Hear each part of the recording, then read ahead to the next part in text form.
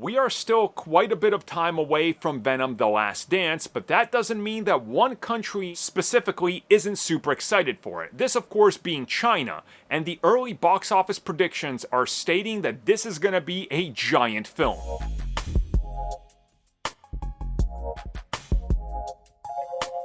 Much like he does to his foes, Venom is set to devour the box office in China, as China is a huge market and Sony wanted to guarantee that film releasing there because the bulk of the money from the last two films came from China. Well, good news is, as early indications for the opening weekend in China are pointing towards anywhere between 65 to 85 million dollars. Let me repeat that. In China, this thing is going to make what many blockbusters make in the United States.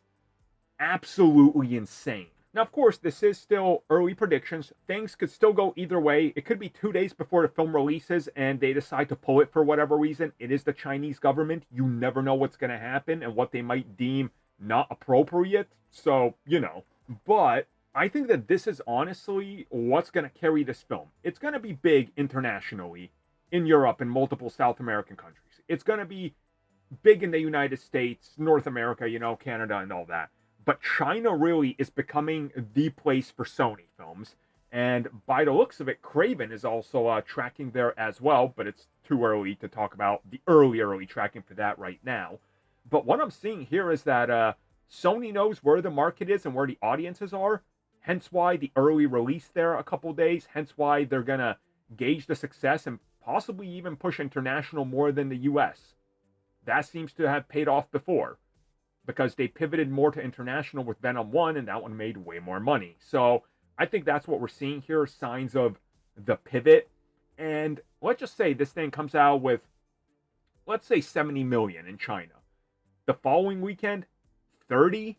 The weekend after that, maybe 15. Weekend after that, you get what I'm saying here. This thing is going to bank a lot of money in China.